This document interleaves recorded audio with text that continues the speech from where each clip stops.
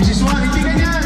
Ganyan ang 1. Ganyan, ganyan. 1. Hindi ganyan. Dapat ganito. Naka-letter L pa rin na konti yung kamay. Okay? Advance yung paa. Kasi yung shooting foot mo dapat naka-advance. And this is the 2. Ganyan mo na. Pabente ba yun? Okay? Then yung paa nyo, kailangan naka-bend ng konti. Kasi yun yung pumping natin. Now, yung 3, elbow up. Elbow up, 3. And yung 4, slow motion natin na. 4, na may kasamang palatro. Ready? 4. Huwag mo nang ibababa. Hanggang hindi tatama ang bola sa ring, yun yung dapat na-guidance natin. Okay?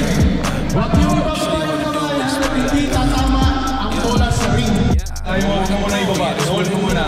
And then you will see, makita mo yung improvement ng shooting mo. Pinaka-importante, yung flick ng wrist. Paano ba yung flick sa Tagalog? Okay, ganito yung mas importante dito, yung nakaganon yung kamay mo, yung sa wrist ito. Okay, after you finish your shot, go like this. Okay? Pero napaka-importante ang flick ng wrist, at the same time yung elbow mo naka-level sa mata ninyo, okay? Nakuha ninyo, okay. Okay, tingnan nyo ha. Tingnan nyo pag magano ako. Pag mag-follow through ako, tingnan mo yung elbow ko, naka-straight yung elbow ko, and then pag-follow through ko, tingnan mo, naka-stay, and then yung kamay mo, naka-flick yung wrist na ganun. Kasi pag the moment na walang flick yung wrist ninyo, ganito yung mangyari sa bola ninyo, tingnan mo yung bola mo. Parang walang spin. Ibig sabihin kung walang flick ng wrist, walang spin yon. Okay? Pag meron kang flick ng wrist mo, automatic yung bola magkakaroon ng spin.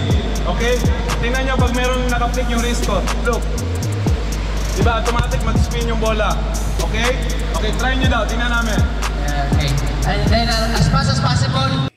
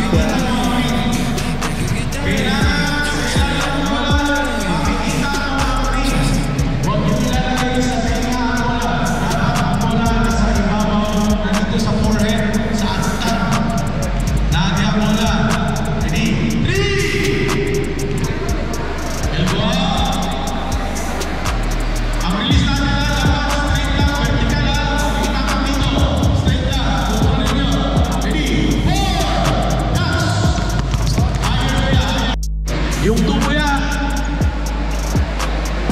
forehead level, di ganyan, 3,